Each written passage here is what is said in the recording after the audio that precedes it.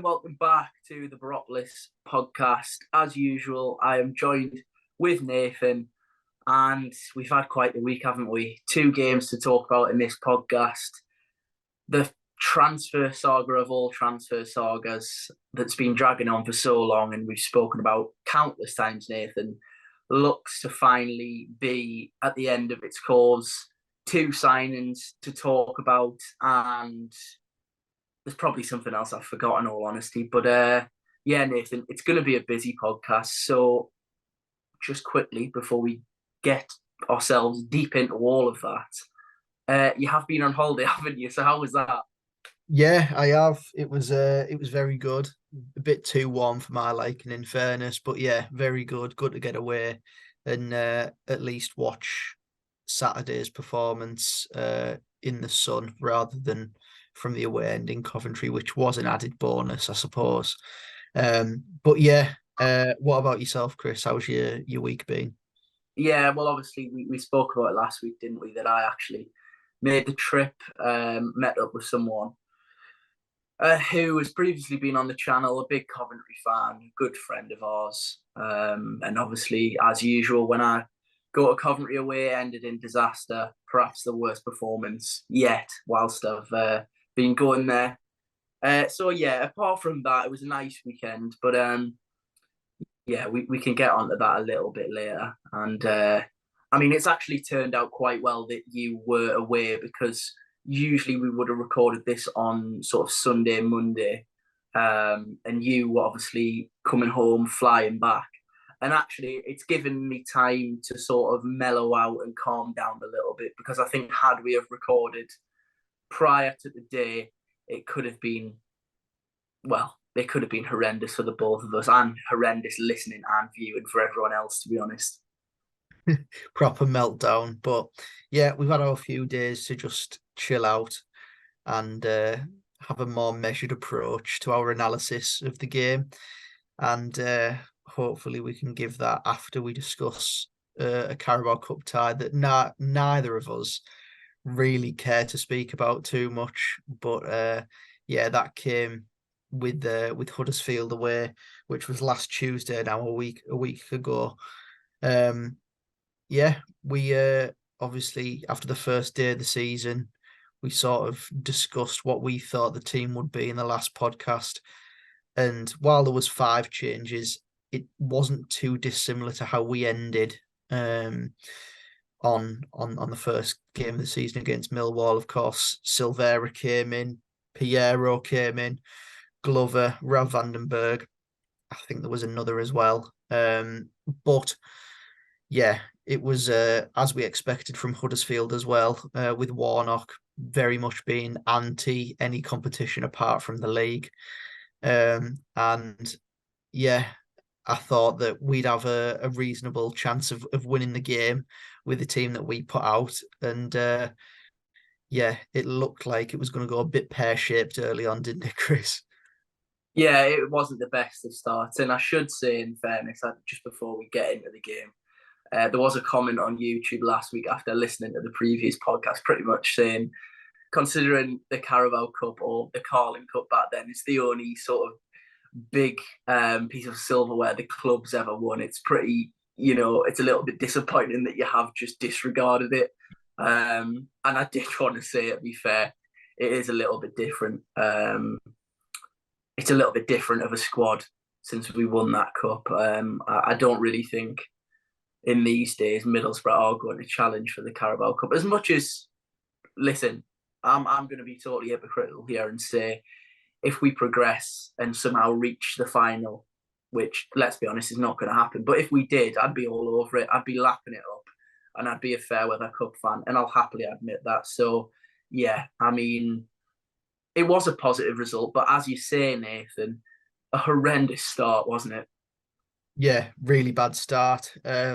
Obviously, Boro wanting to play out from the back, and it sort of flashed back to Bradford in pre-season for me a little bit, with Glover in goal, playing it to Vandenberg. Vandenberg tries to play it into Hackney, who sort of makes an option, but then moves away.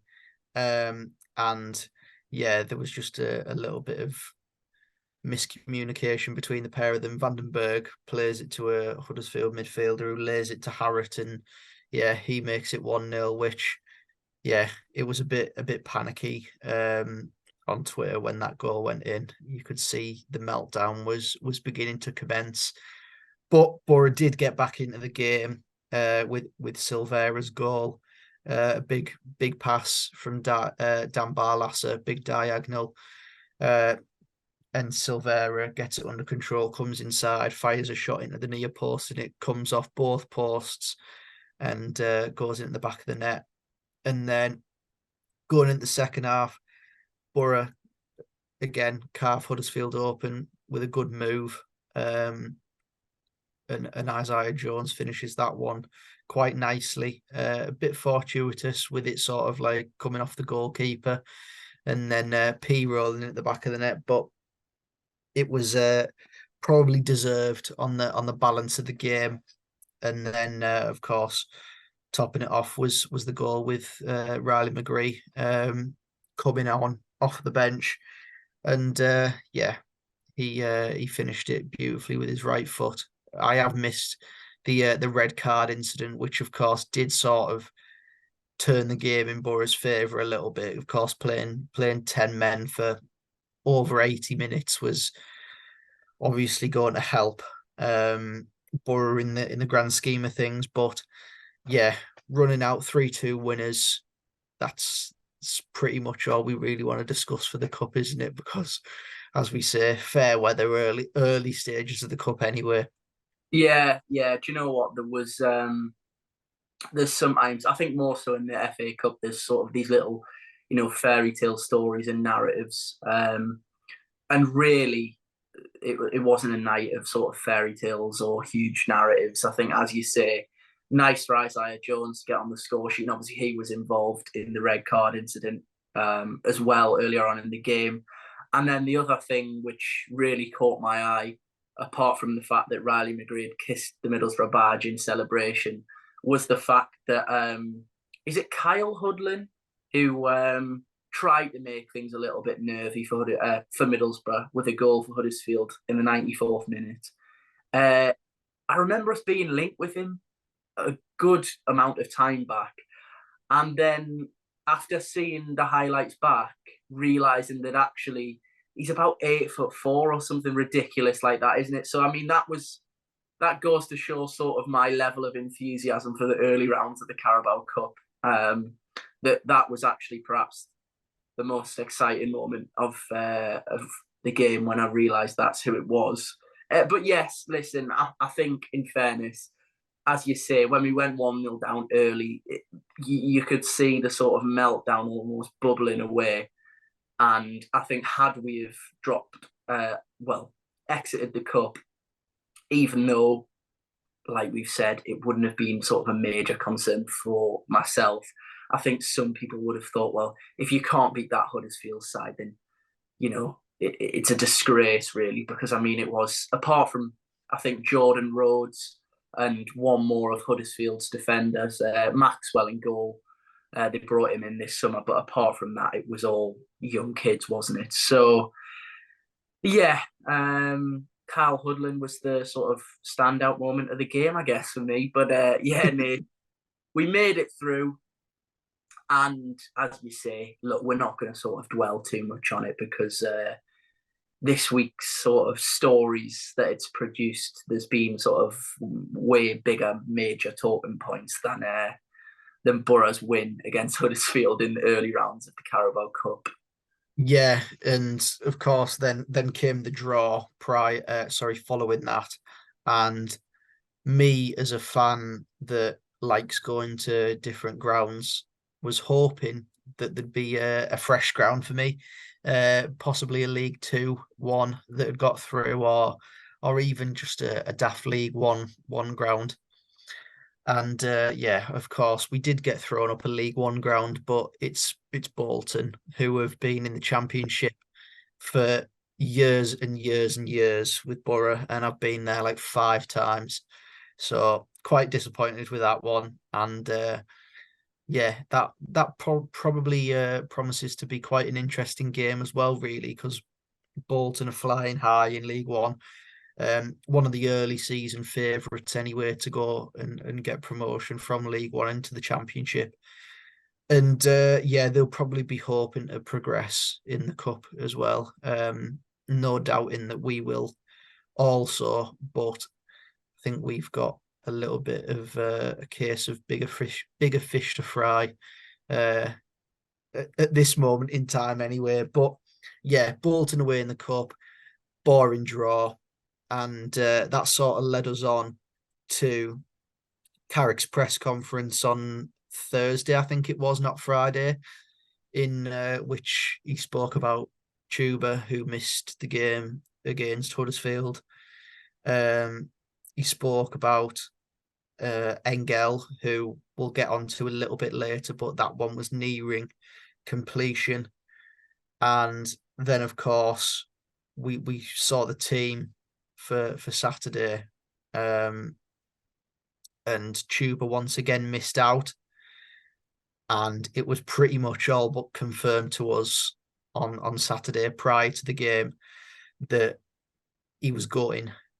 He was part of the team that travelled to Coventry, and he turned back because 2 bids had been accepted for him from the club, and those bids were from Lens in France and Ajax, of course, the famous Ajax, the bigger club of the two. And I'm quite happy that it looks like he's going to Amsterdam. Yeah, it was quite a funny one, wasn't it? Because sort of in chronological terms, I think on the Friday night it became apparent that Lens or Lons, if a French accent is required in the podcast, had a bid accepted or at least agreed sort of terms with Chuba. And it seemed like that was the destination that he was heading in. And then obviously, as you say, Carrick sort of addressed the speculation on Sky, obviously with the game being the early kickoff. And I think I don't want to quote him directly, but I think it was he alluded to more than one bid sort of coming in for the player. And then it was sort of revealed that Ajax were the other club, because at the time, obviously, Sheffield United's interest had been reported. And it wasn't quite clear at that stage, was it? But yeah, as you say, at that stage, at least, it seemed like he was heading to France. Now, obviously, jumping forward a little bit, we kind of know that it's going to be Ajax. We know of the fee. There's been all sorts of fees reported, but for me, I think in terms of the transfer window, at least, you've kind of just got to go off the most reliable, or who you deem the most reliable. And for me, that was David Ornstein. And I think in total, that deal, which he reported, was just below £13 million, around about 10 million, or a little bit over 10 million upfront. Whether that was in installments or what, I'm not sure, but certainly that money was going to be paid regardless of Akpom's performances or appearances. And then we also had around about £2 million, or just over £2 million worth of add-ons. Whether those are achievable or not, I'm not so sure. But actually, Nathan, in terms of sort of that 8 million price tag that had been mentioned alongside Sheffield United's interest, I think people were quite pleasantly surprised with the end sort of reported fee that we are now being told. Yeah, I think 8 million was perhaps a little bit of a shock figure that certainly drummed up a lot of replies from Boro fans on Twitter saying how disgraceful that fee was. But yeah, we spoke last week in depth, really, about what we thought would be a fee that we would sort of deem acceptable for Chuba Akpom based on the season that he's just had, based on the contract situation that he was in with Middlesbrough. And I sort of said 10 million is around where I thought was probably acceptable. And it looks like that's probably where the fee is going to end up as a well, certainly up front. Of course, add-ons can be achieved in time. But I think it's a really good move for Chuba Akpom. It's a massive club, Ajax. They're not in the Champions League next year, which is a little bit of a shame. But yeah, I think he'll be playing in the Europa League, which will be a massive sort of step up for him, a massive chance for him to show what he's made of at that level. And mainly from a sort of personal point of view for Chuba Akpom, he's got a 5-year contract at Ajax, and that's his long-term future until he's 32 years old, well and truly settled, and he'll be on fantastic money as well. So fair enough to him getting that move.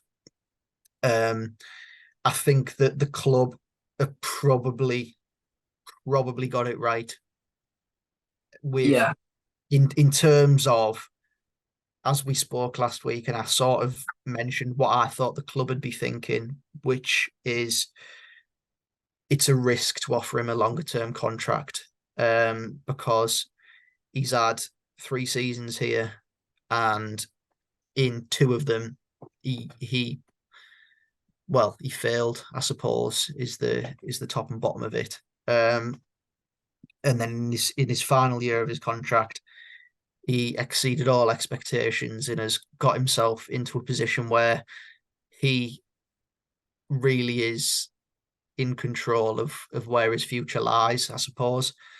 And yeah, the club possibly didn't want to take too much of a risk in terms of offering him massively improved terms on what he was already on at Middlesbrough.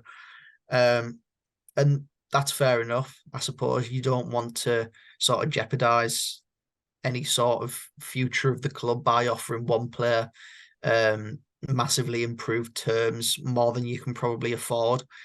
I think that Middlesbrough will have offered him a contract based on the wage structure and what they thought would be a improved offer on what they could on what his previous contract was. And yeah, look, if he goes to Ajax and scores 25 goals over in the Eredivisie, then you have Boro fans that are shouting from the rafters saying, well, why didn't we just pay him the money? Well, you don't know the way it's going to go, and the club weren't willing to take that risk, and that's fair enough. Yeah, I understand your sort of points, and in fairness, look, we're talking in hypotheticals, aren't we? But I personally believe had he have stayed and signed a contract, it would have continued, because yes, of course, he did fail in those first 2 years, but he said himself, Michael Carrick was the manager of his dreams. And I think it's massively down to Michael Carrick, the output that he got out of him last season. And assuming he had have played that same role, I'd like to have backed him to do that again. I think in this circumstance, as you say, it probably, I'm not so sure the club would have been doubting him. I think it is probably in this circumstance just come down to money. And I'm not going to lie, I do agree with the decision that's been made, because like you say, I wouldn't have wanted the club or the dressing room to have been unsettled because one certain player broke the wage structure, or the club thought, well, actually, we're paying someone a ridiculous amount of money that really, after this season, might not have the same sort of resale value that he currently does. And as you say, I hope at least that this is a transfer that we all look back on and think that actually it's worked out very well for both parties, because as you say, he's got a 5-year deal. He's going to be Ajax's number 10. Ajax are a ridiculously big club, and it's just a wonderful story. Listen, I seen your tweets earlier in the week that said, look, me and you, especially our age group, haven't been blessed with sort of these wonderful players. Very few of them have sort of come in and shone and been wonderful over the course of a few seasons or even one season. And Akpom has certainly probably reached a level for our age and probably even some older Middlesbrough fans where he's going to be remembered just for that one season alone, for how good he was, his goals tally, breaking the bloody curse of the 20-goal striker that had been seemingly just going on for, I don't even know how many years it was in the end, but well over 20, I'm pretty sure it was. And yeah, I wish him all the best. And I'm just glad, I said in the last podcast, I don't want this to drag on. And I think had this have dragged on past the game on Saturday and we hadn't heard anything, and then we're going into really the last weeks of the window and all of this would have still been hanging over us, it would have been horrendous for our recruitment. Thankfully, we now know what's going to happen. It hasn't been confirmed yet, but I imagine it will be over the next 24 hours.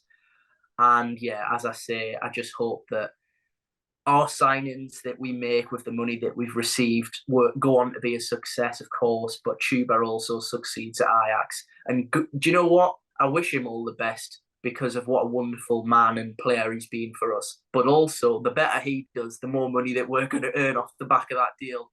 So yeah, I think it works good for both parties. Well, at least I'm hoping so anyway. But yeah, it was vital that we got it sorted, and I think thankfully we did. And I mean, we spoke about that enough now, I think. And that was before the game at Coventry had even kicked off, Nathan. Yeah, it was. And yeah, we of course went to Coventry, the ground where, well, we just never win or never get anything. I can't remember the last time we got a point there. Of course, we drew there in the playoffs, 0-0. But yeah, we never get anything there. And I just had no hope going there. And that's nothing to do with the current crop of players or anything. It was just we're going to Coventry and it's the worst ground in the world for a Middlesbrough fan. And yeah, from the Millwall game, there was two changes to the team. Silvera came in to that left-hand side role, in which he took the place of McGree. And on the right, Isaiah Jones took the place of Marcus Force. And in the early stages, I thought we started quite well, really, in the first 5 minutes or so. I thought that we showed some promising signs. We were looking to get forward. We were looking to sort of gain possession in their half of the pitch and gain territory. I thought the press early on was quite good because they couldn't really. It might have felt longer for me because I was thinking, "Oh my God, we're at Coventry Stadium and we're not already 4-0 down, and we were just sort of gaining territory on them." But yeah, I must admit, I thought at least until Godden's goal flipped the game on its head, I thought our press early on was decent. Silvera looked bright, and I thought, hang on a second, we sort of what's going on here, really? And then obviously, yeah, like Middlesbrough's record at Coventry sort of always shows it's never really going to be a good afternoon when you go there. And yeah, Matty Godden's goal sort of flipped all that early positivity on its head.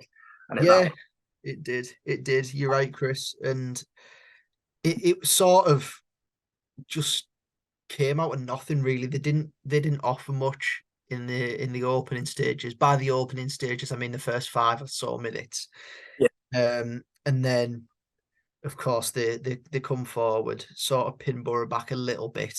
And then with 10 minutes on the clock, Godden sort of strokes home from quite a poor sort of passage of play from a Middlesbrough point of view, really. First of all, you have Van Ewijk. I can't say his name. Yeah, I think you got that second time. Yeah, at right wing back for Coventry, sort of playing up against Hayden Coulson, and it's. I'm going to sort of speak on Coulson in a minute, but he doesn't engage, and Van Ewijk sort of lays it into Sheaf, who then sort of tries to put a ball in the box. It gets deflected, ends at Godden's feet, and he sort of strokes home beyond Dieng into the far corner. And it felt like it was going to be a long afternoon from then on because they did get themselves into the game a lot, did Coventry. they had the better of the first half from then on. But just on Hayden Coulson in the first half in particular, when you're a fullback, it's the basics. You need to go and stop the cross, or at least sort of just don't show him up the line. And he was showing him up the line, doesn't engage with him. He's jockeying 5 yards away from the ball, and it's not his fault, but he's just out of his depth at championship level. And I'd seen a tweet the other day as the game was going on that said, is there any championship team currently that would take Hayden Coulson as their first choice left back? And honestly, the answer is no. And I understand that it wasn't sort of Middlesbrough's plan for this to be how it is, with Hayden Coulson starting the first 2 league games of the season. But it just goes to show how poor planning it's been to, first of all, get rid of Mark Bowler, then let the Giles saga rumble on, eventually lose out on him, have no idea who to go and get for the next 3 weeks of the window, start the season with Hayden Coulson at left back, and just get caught out time and time again. And as I say, it's not his fault, but he's been offered a 3-year contract by the club, and he must be laughing tea cakes, really. But yeah, I understand what you're saying, and listen, I think you are also making the point that it's not his fault, really. I think, look, I don't want to sort of sound patronising here. Listen, he's a professional footballer, but as you say, I do think he's out his depth in the Championship. We've seen he's been on numerous loans and not really succeeded, and he probably never thought he'd find himself in this position ever again, really. And then, as you say, he's been offered a new deal. And listen, I don't think he'd be the worst second choice left back in the world. Preferably, it might seem harsh, but I'd probably like us, even now, obviously we know that we have our first choice left back in the door, that we perhaps even bring another second choice left back in. Because from what I've seen early on this season, I think if the worst was to happen and we did pick up an injury, then we're back to square one again, and we may be having this conversation later on in the season. Obviously, hopefully that's not the case, but yeah, I think even in the sort of early on this season, we've seen him play almost this sort of, whether it's instructions from Carrick or whether it's just a sort of a lack of confidence on his part to try and beat the fullback that he's up against. He seems to be incredibly inverted and go backwards a lot of the time. And that might be a lack of confidence. He may not feel sort of comfortable trying to pick up similar positions as to what Ryan Giles used to. And listen, we all knew that Hayden Coulson, regardless of if he'd come back and been the best version of himself, that he wasn't going to be the same type of fullback that Ryan Giles was for us. He doesn't have the technical attributes to play that way, in my opinion. And although that's the case, it was quite clear for me. And even, obviously, we didn't sort of go massively in depth in the Huddersfield game, but even the goal that they scored, the second goal, he doesn't get out quick enough to the lad crossing the ball in. And then Lenahan's sort of battling with Hoodlin to try and win a defensive header when actually the cross shouldn't even enter the box to begin with. So, yeah, I don't want to sort of go in too much on one individual, but I think, listen, I'm not disagreeing with you. I'm definitely not. And I think it's just a positive now that we seemingly have got someone that we deem a first choice fullback through the door. It's just disappointing again that we've sort of let the early pop. Not too much has gone on, but we've had 3 games. We got away with it in the cup game, but the 2 other games, had we have had a left back in earlier, who knows what difference that might have made. We'll never know again. But as you say, it sort of comes back to the plan, and it is a little bit just disappointing because, like we said with Millwall, like I said to some of the Coventry fans that I spoke to on Saturday. Listen, you sold Hamer at 12 o'clock last night, but you still managed to put a team out on Saturday at 12:30 that, yes, okay, could do with a few additions, but it certainly wouldn't be a team that later on in the season, if that started a game, you wouldn't think, well, bloody hell, that they need a few additions. That looks really weak. Whereas I think you looked at our team and thought there's sort of 3, 4, maybe even 5 players in our starting team that really, if we achieve what I think everyone's hoping to achieve in the transfer window, they just wouldn't be anywhere near the starting 11, really, would they? They'd be squad players at a minimum. So, yeah, it's a disappointment. But as you say, obviously, going more sort of into the performance and obviously the game unfolding now, I'm not going to lie. There's been a sort of positive twist early on this week. We've got some bodies through the door. But if we're just looking at the performance of Saturday and looking at it for what it was, I think it's probably our worst performance under Carrick. I thought we were toothless. There was no link between the 3 behind Morgan Rogers. Again, Morgan Rogers just looked so uncomfortable in that number 9 position. We allowed Coventry. I mean, I even said this to Coventry fans as well. I don't think you were particularly fantastic in terms of performance. I think we were actually that bad that we almost the scoreline probably didn't flatter them, but certainly I think their fans may have gone away thinking that they've performed a lot better than what they actually did. I think we just made them look better, to be honest. And listen, some people might say that's bitterness. I completely disagree.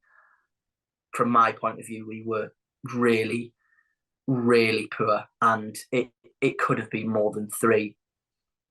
Yeah, you're right. I think we maybe if I'm clutching at straws, had a 10-minute spell after half time where we looked like we could do a little bit going forward. You had Rodgers sort of vacating his number 9 role early in the second half, picking up the ball from deep, turning and just driving on his own pretty much. And I mean, the only unfortunate thing with that is that he doesn't hit the target with his shot, because it was a really good run. It could have been a really good goal if he does hit the target. So that was a positive in the way that I think Rodgers, in his build and with his ability to drive with the ball, I think he could possibly have been brought in as, of course, it's never going to be like for like, but as a replacement for Chuba Akpom in that number 10 role. If you look at the build of Rodgers, it's relatively similar to Chuba in terms of his stature. Of course, I think Rodgers will probably be a little bit quicker than Akpom. And of course, Akpom's probably he's a better finisher than Rodgers at this moment in time. But this is the model that we're going to try and do, which is develop players. And I think that we've got someone there that we can mould into what we want as a number 10 particularly. But yeah, Matt Crooks in that 10, again, not for me. Once again, last week, it wasn't working. And again, this week, no point in him starting once again. Just sort of anonymous, really, in a lot of passages of play. The game passed by, didn't it? Yeah, it did. And don't get me wrong, we speak about him all the time.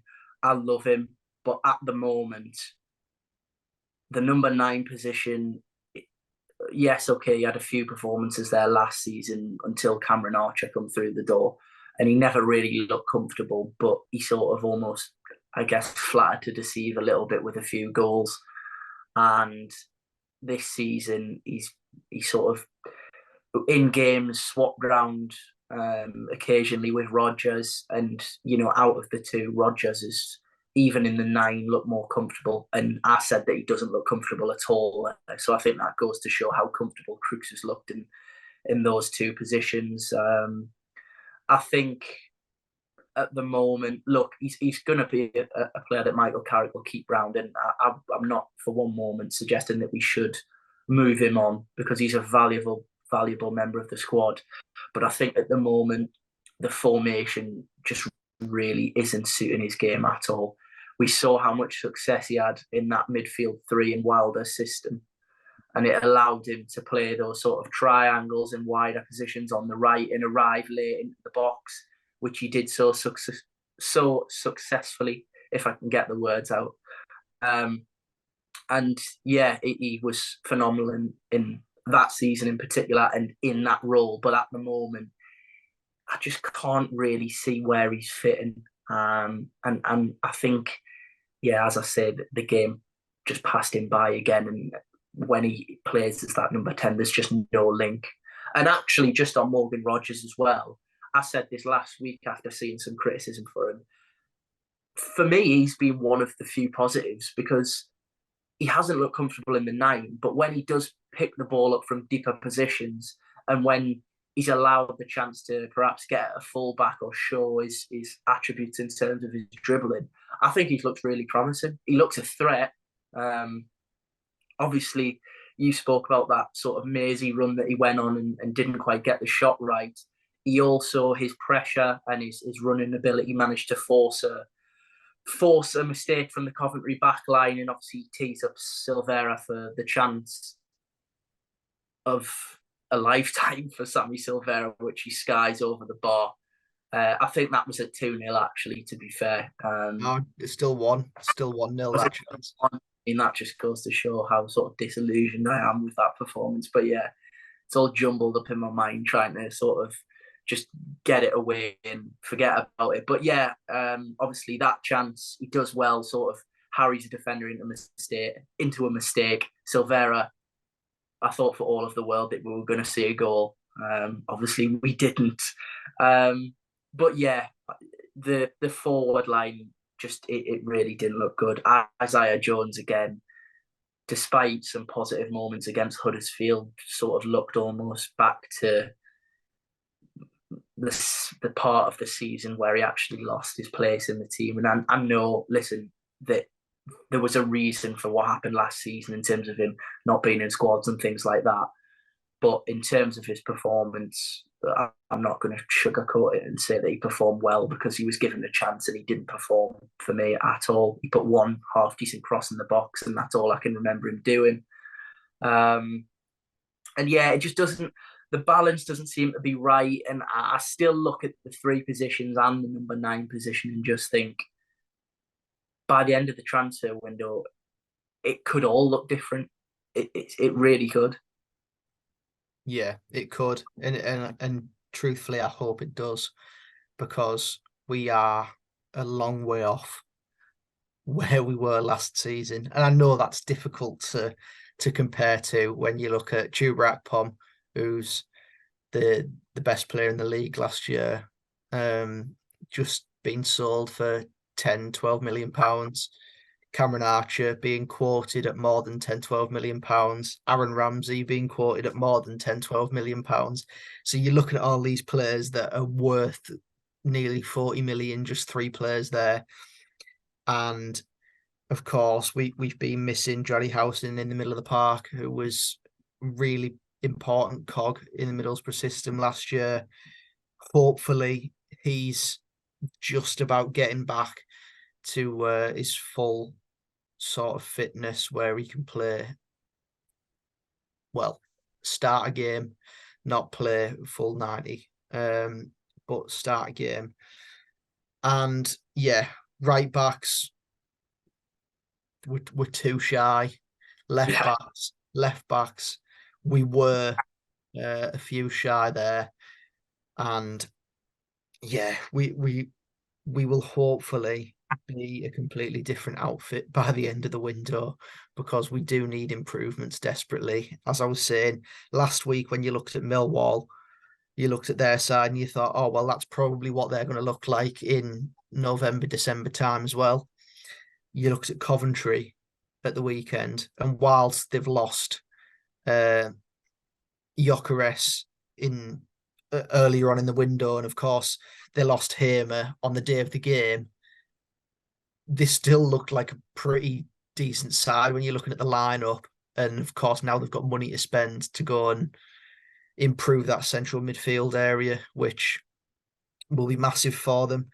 But they've done their business. They've done it early. They identified areas that they needed to improve on.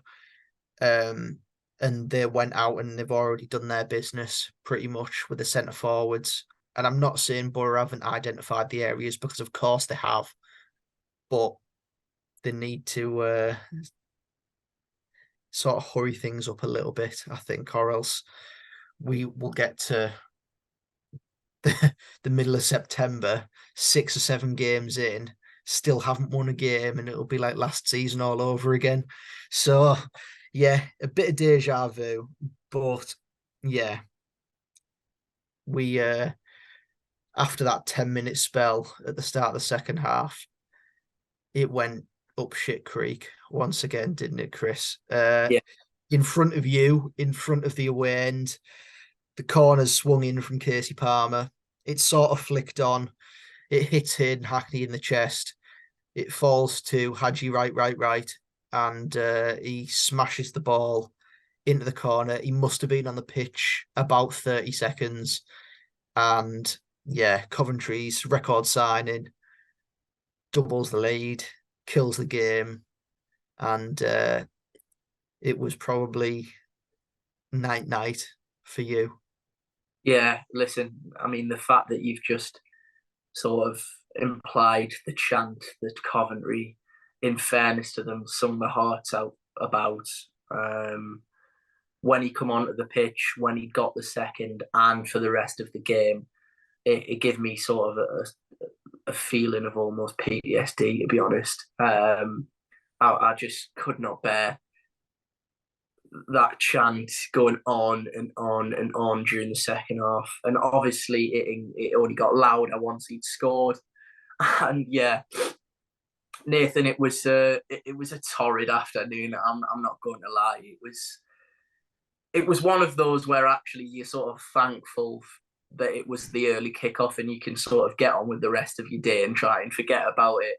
Obviously, they had a third late on it. The goal just about summed up the performance, really. Matty Godden, who, funnily enough, a lot of Coventry fans were sort of absolutely trying to push out the door after a few gilt-edged misses against Leicester. He scored during the cup game, obviously before our game, and cupped his ears to the fans. And I bet he was laughing his head off when he's basically tried to clip one at the back post and somehow made it look as though, courtesy of a Darragh Lenihan reflection, that he's just smashed the ball past the end from a ridiculous angle. Obviously, it was an own goal. But yeah, I guess that gives him a goal and an assist for the game. And yeah, as I say, it just about summed up the performance. Listen, it was horrendous. I can't sugarcoat it. The mix of seeing Alex after the game, the mix of the Coventry fans, who, credit to them, actually, a few years ago, 2 years back now, when they just signed Martin Waghorn and he got his one of his 2 Coventry goals against us in another defeat at that stadium. I think there was about 10 of them in that corner that they class as the singing corner now. And in fairness to them, the atmosphere was quite good. Obviously, now they've spent a little bit of money. They've all come running back. But yeah, the performance was terrible. You could tell how annoyed Michael Carrick was. Quite unlike him, he got booked early on in the game out of sheer frustration. And I think although the referee had made a bad decision, it was probably more frustration at the fact that his players just weren't doing what he'd asked of them. And yeah, Nathan, it was one that hopefully come May time, when we've won the league and we look back once basically we've steamrolled everyone else in the league, that we just laugh at and think, God, remember how bad we thought we were going to have it back then. And yeah, it was horrendous. But what I will say is, my one major positive from the full game was Senny Dieng's distribution is a thing of beauty. Yeah, I was honestly thinking second half, I would have quite happily seen him operate in the 10, to be honest, because I think he would have given us more in terms of a cutting edge, really. yeah, he's I know it's sort of strange to say considering he shipped three on Saturday afternoon, and of course he was beaten last week by Romain S and his fantastic finish. He's probably been one of the standout players of the season so far. I mean, I know I'm saying this season when we've played two league games, but he looks to be a really good signing. Um, Sort of claiming balls in the first half were very good. His distribution, as you mentioned, very good. And yeah, he looks like a really decent side and as close to Zach Steffen as we could get without actually signing Zach Steffen. Just on that third goal for Coventry, I think, as you said, the goal summed up the day and the performance. And I'm very prone to agree with you because Godden's aiming for Wright at the far post, and Wright is actually stood offside as the ball's coming in, and yeah, he crosses the ball. Darragh Lenihan turns his body, and it turns out to be a fantastic finish off the chest of Lenihan. He turns just at the right time to direct it in at the near post. Yeah, good finish. But yeah, Coventry 3, Middlesbrough 0. We knew that stadium was cursed anyway. The curse continues. I think you've had three visits to the ground now Yeah, and have seen a 3-0, a 2-0, and a 1-0, yeah. which is quite a decent record. I've been twice, I've seen a 1-0 and a 0-0. So I think the next time we play Coventry, we'll both have to go at the same time, and hopefully we see a goal and probably get beat 4-1. Yeah, I was just about to say, by the way, it's gone. We'll concede four, but hopefully we can sort of cancel it out. And maybe if we both go, we might actually, yeah, we might score a goal, which would be, I mean, judging by our record in that stadium, it would be a major achievement, really. It probably goes in the trophy cabinet with the Carling Cup. But yeah, the less now said about Coventry City until January, the better, because we haven't got them until New Year's Day, which is a massive, massive bonus because I'm sick of playing them, sick of the sight of them, and hopefully we don't hear from them for at least until January, which is a massive, massive bonus. I'm going to mute Alex on everything, and yeah, hopefully never see them ever again until we pass them in the table next week. So, Chris, with us doing the podcast on a Tuesday rather than a Sunday or a Monday because of my antics flying around the world, Yeah, we've seen two signings today, which is massive and has lifted the mood of this podcast probably tenfold from what it would have been if we just had to talk and end on the Coventry defeat. So first of all, a left back is in the door. It has been a long time coming. We've alluded to it throughout the podcast, but Lukas Engel is in the door. He's a 24-year-old left back from Silkeborg in Denmark. Yeah, it's a left back. We know nothing about him apart from the fact that it's a left back. It's a senior player, and hopefully he's going to be our number one. yeah. Well, do you know what? I think actually, I said about that Godden goal, sort of summing up the performance. Well, if anything, summed up sort of the last week in the build-up and including the Coventry game. It was basically my calculations on trying to work out the fee when the initial reports come out, because unbeknownst to me, there was actually a difference between a Danish krona and a Norwegian krona. I think I initially got it wrong with. So there was about thankfully, because of Twitter Blue, we have the ability to edit the tweets. But I did almost, not that I ever want to put out the wrong fee or anything like that, but I actually laughed to myself and just thought, surely people will understand. Because when the initial reports come out, I think the conversion of the fee was around 1.3 million. And then I soon realised that actually that seems quite cheap considering sort of the Soccer Ball fans were absolutely delighted with the fee, and then soon realised it was sort of more towards £2 million. And yeah, it was quite embarrassing, but it was quite funny, and it did sum up what a terrible week where we were having, including that Coventry game. But yeah, thankfully he's through the door now. He's a senior player, we know that, and I think the fee indicates that he's the undoubted first choice.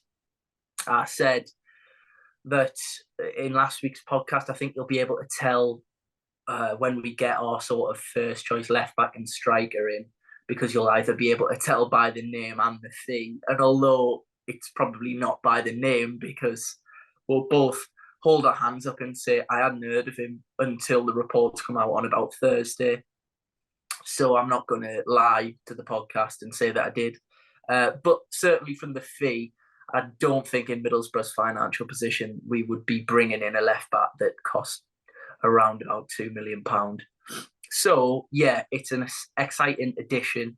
As of now, sort of the analysis I have of him is that he has sort of a look about him which is endearing but also terrifying.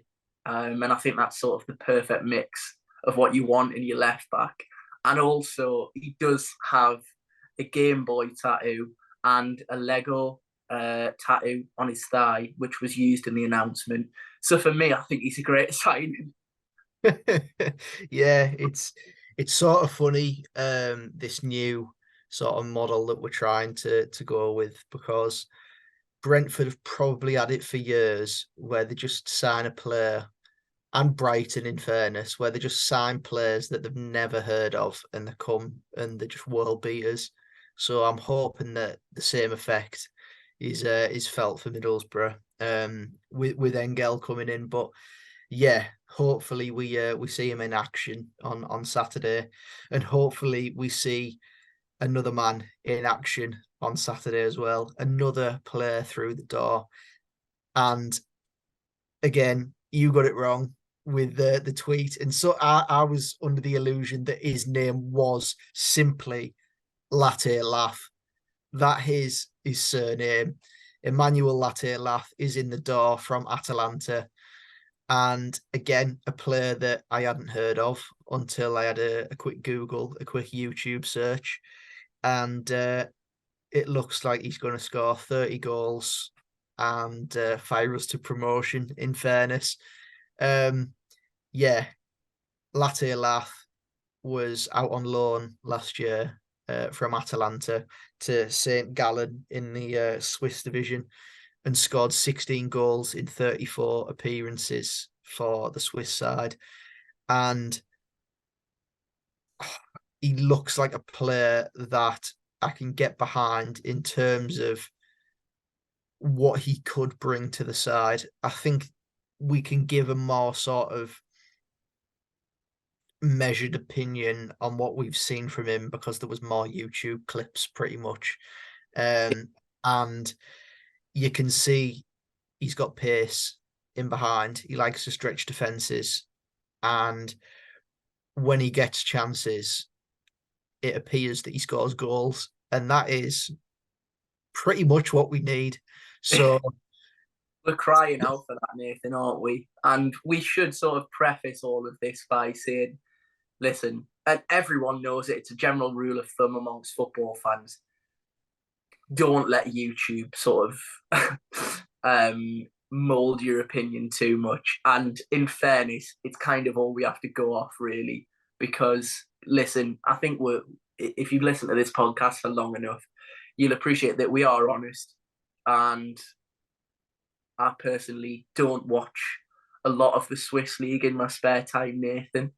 And yeah, similarly to Engel, it's a little bit of an unknown quantity and hopefully a unknown quality for the league in terms of it's a little bit of a shock how good the pair are and they both take the league by storm. Yeah, I think in terms of the fee, though, as I say, this fee was a little bit more than what we paid for Engel. Obviously, really great work from the Italian journalist Gianluca Di Marzio, who was obviously incredibly well known, who called this sort of before anyone really, out of the blue completely. There wasn't even sort of rumours of an interest. It was pretty much this is happening and this is how long his contract's going to be, and that all turned out to be correct. And yeah, I think that was around up front anyway, was around €6 million, which again, at least it was euros, Nathan, and I could sort of do the translation of the valuation, which, to be honest, I've been scarred for life with. And I mean, funnily enough, you did mention it as well. Obviously, initially when that report came out, I did think his first name was Latte, and I'm still a little bit disappointed. I can't lie that it's not. I mean, it doesn't really show us in a great light, does it? The fact that in the space of our two newest seconds, well, in fact, more so me because I sent the tweets out. I'll take responsibility. I made an error on both, but luckily corrected it later on. Although the coffee puns haven't stopped. Even part of the announcement was sort of the Danish pastry and the coffee element going together, which I really enjoyed, to be honest. But yeah, Nathan, it's really given us a huge boost because we now know that for the Huddersfield game, even if they aren't selected, Michael Carrick now has the choice of a left back and a striker with more pedigree than the players that he had in those positions from his previous two potential selections. Yeah, and thank goodness for that, because I know it's early. I know it is early, but looking at the table, Christ, it's not good reading. 24th, the only team in the league not to have a point, the only team in the league not to score a goal. It is not looking good, bruv.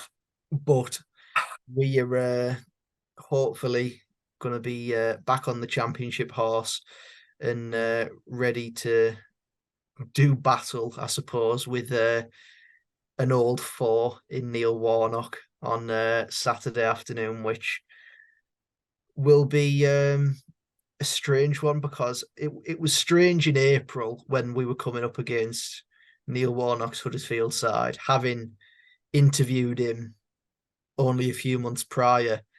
It's now been nearly a year on and he's still in a job. It's just such a strange thing that we've had the opportunity to. I think he told us on that podcast, didn't he, that was definitely him done as well. I seem to remember making a joke about it, and at the time he said, "No, that's that." He might have sort of said, "Oh, you never know what's around the corner," but he pretty much said, "No, I'm enjoying it. I've got my fishing." Obviously, he was brand new on social media at the time, and he was loving his Twitter videos as well. And then, yeah, he does his usual, comes in, produces almost a miracle to keep Huddersfield up. And then as soon as they stayed up, you kind of thought, he'll have the taste back for this year and he's not going anywhere because he'll want another crack at it. And that's exactly what he's done. And yeah, we're back in a situation where we look at this game and think, well, we've had the positive boost of two signings. I look at Huddersfield's transfer activity, and it doesn't inspire me at all, and I'm not sure it inspires many Huddersfield fans. Yet you go into the game terrified because Neil is going to be in the dugout, Ronnie Jepson is going to be behind him, and you just don't know what they're capable of. You don't. You completely do not have a clue what they're going to conjure up, because the game in April, it was the first game back after the international break, and it was pretty much Boro, Sheffield United, toe-to-toe, who's going to blink first. And we blinked in about, we blinked and kept our eyes closed for probably 10 minutes at the start of the second half, and it completely cost us. But yeah, Warnock had a game plan that day, which was just have Danny Ward stand on Paddy McNair and don't let him play out from the back. And we got battered for it. Michael Carrick didn't change it up, and it left us exposed. Hopefully, we have a plan to sort of stop that from happening again. I think it'll be Dale Fry this time anyway, alongside Darrell Lenihan. But Warnock will have some tricks up his sleeve in order to try and work his way around the Boro system. He'll have already been having a keen eye watching us last week because it was our first team against their kids. But the hope is that Boro can finally just get off the mark. Third time lucky in the league. You're at home against a side that are predicted to be strugglers based on their squad, not the manager, but the squad. And I think that if we start quickly, if we start well, they'll get the crowd on side and hopefully win the game. But if they want to start slow again and go down 1-0 after the first 10 minutes, then the crowd will turn quickly. And yeah, it will not be a very comfortable afternoon if that is the case. But in a dream world, we have Latte Lath up top. We have Engel at left back. Engel flies up the line, crosses it in, and Latte Lath's there to make it 4-0. And it's an easy afternoon. Yeah, that would be perfect. And actually, you know, although we sort of, at the moment, all we've sort of gone off for this season's podcast is pretty much just our dreams and random scenarios that we hope happen. We haven't had anything really to sort of get our teeth into and really enjoy too much yet this season. But obviously, given that this is a full week in terms of we don't have a midweek game, Michael Carrick's going to have the players on the grass.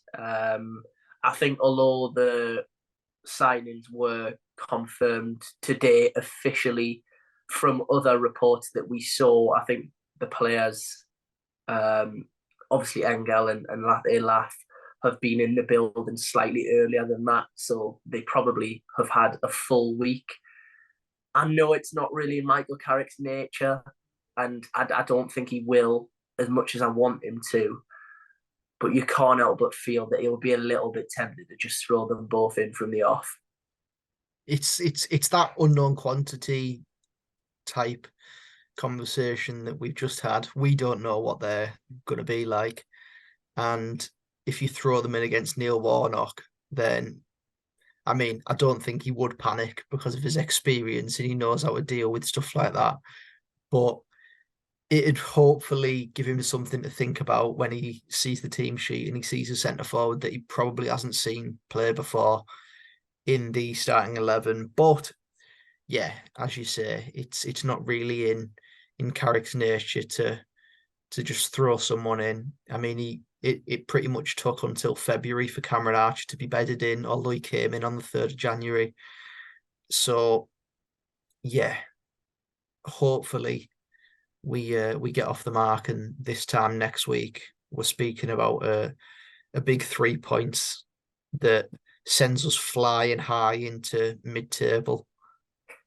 Yeah, that would be a that would be a real positive, wouldn't it? I mean, it sounds ridiculous saying it now, but I mean, thankfully we're not too far into the season just yet. Obviously, we've spoken about Chuba's departure. We know the fee. One more thing that I just want to touch on before we sort of wrap up the episode. Do you think that money is going to be used for sort of one big name striker?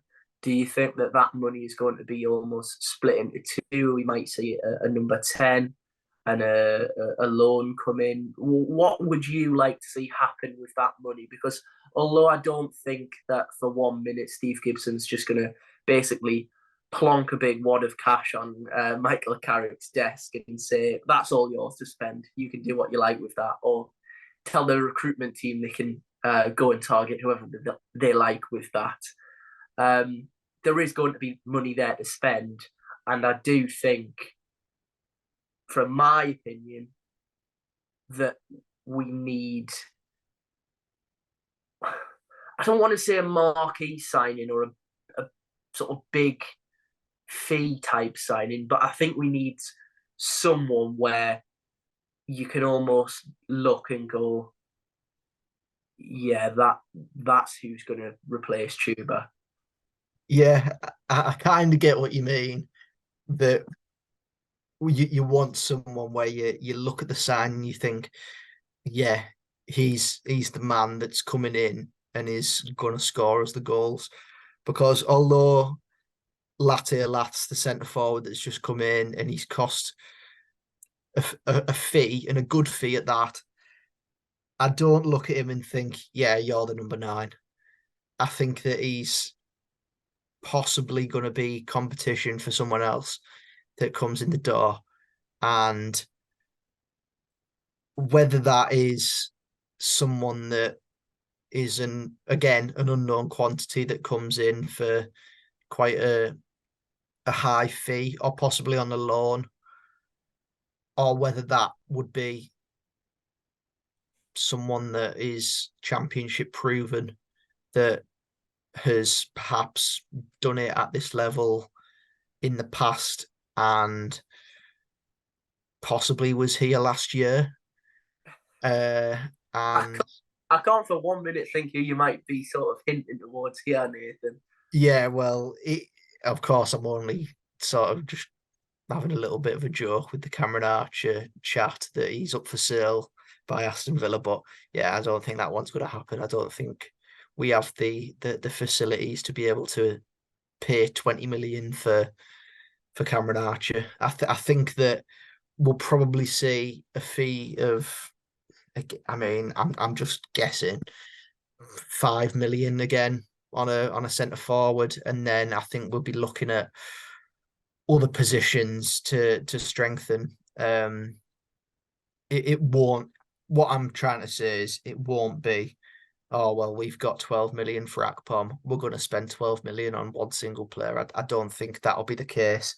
I think that it'll be, perhaps, of course, forwards are the sort of main position that cost a lot of money, and that'll probably be shown in our business. We'll probably spend our highest fee on a centre forward, but there will be money spread around elsewhere. And now I'm looking at positions that need strengthening. Of course, centre forward is one still. I think that we still need a number 10, although that I did mention earlier that I think Rodgers was possibly bought for that role. And I do think that depending on how long both players are going to be out for, we could do with a right back, really. Yeah. That is very much a natural in that position. Yeah. Just because he, again, didn't have the worst game the other day, Paddy McNair against Coventry, but just doesn't look as comfortable as, I don't know, a natural in that position, I suppose, which is obviously going to be the case with Paddy McNair not being a natural right back. But yeah, we'll have to wait and see on that front. Yeah, absolutely. And I'm sure, obviously, as of yet, we're recording this on Tuesday night, and Akpom's departure has not yet been confirmed, but I'm sure it will be over the next sort of 24, 48 hours, possibly even the remainder of tonight. We might see an announcement, but it's not done yet. Obviously, what a wonderful season last season was, but he will be departing. And yeah, let's hope that announcement is followed by some exciting links for some more sort of forward players. And who knows, we might do the unthinkable and bring back the little man with a bow and arrow, although I would be very amazed if that did happen. But yes, I think that's us done, Nathan. Obviously, as always, I'm going to do the shameless thing and basically say please like and subscribe on YouTube and your audio platforms. Obviously, on Spotify and Apple Podcasts, you can still subscribe. It's totally free. It basically just notifies you when a podcast episode has been uploaded. And of course, Threads, Instagram, Twitter, we'll be updating all of those with some fantastic graphics, courtesy of Michael Manning, our wonderful graphic designer, and also hopefully some exciting transfer news. So keep an eye on all of those, all of which are just at Boropolis. And yes, from me, Nathan, thank you everyone so much for watching and listening again. And that has been another episode of the Boropolis podcast.